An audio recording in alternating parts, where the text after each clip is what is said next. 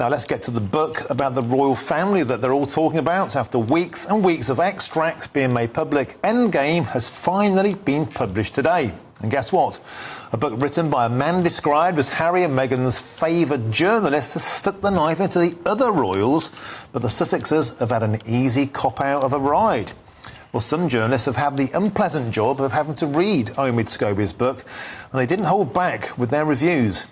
Anita Singh from The Telegraph really doesn't hold back at all. She says Endgame is ludicrous propaganda for Team Sussex, adding it's laughably partial, devoid of insight and bizarrely misogynistic, and finally putting the boot in with this. She describes it as a hit job reading like a mum's net post.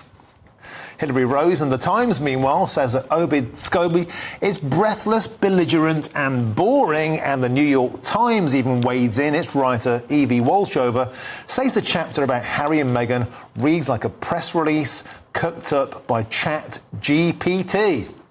Well, joining me now is the royal commentator and author, Duncan Larcombe. Duncan, it's the book that everybody's talking about, but not many people seem to have much positive words to say about it.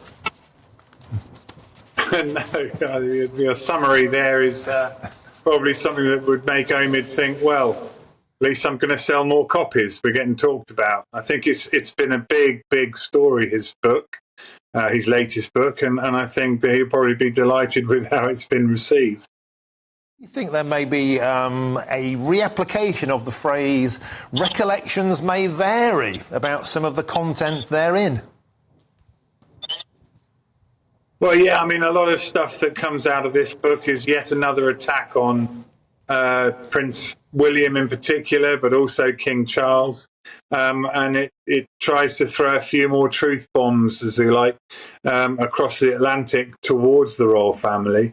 But, you know, how much this represents what Harry and Meghan themselves think and feel and say is we really don't know. The spiciest allegations in the book, of course, was this conversation about the skin colour of the Sussex's child Archie, or the speculation around that caused immense amounts of damage and pain.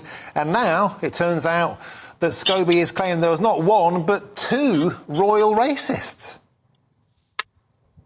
Yeah, that's right. They're all racists at large, and now it turns out there are two. He doesn't name them. He says he knows who they are, but can't name them for legal reasons. You know, we had Harry in his interview when his book came out, Spare, just in January this year. Harry actually said, well, it wasn't a racism thing. It was, you know, so Harry backtracked. So it's hard to see how this new book, reigniting those arguments, would carry favour with Harry himself. Now, Duncan, have you had the pleasure of tucking into this book yet? No, I haven't quite yet, but I've been reading about it. Do you think it will sell well? Or, I mean, is there anything left in it? I mean, we've been talking about the flaming thing for weeks.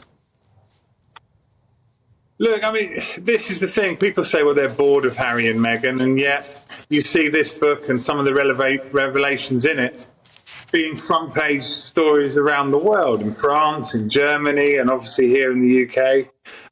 You know, the interest in this royal rift isn't going anywhere. People are fascinated. And I think that's because Harry was such a popular royal, second only to the Queen, and yet within a few years of marriage to Meghan, they're second at the bottom of the chart, only to Prince Andrew. So it's a fascinating story. OK, Duncan Larcombe, we're going to have to leave it there. Thanks for joining us on the show.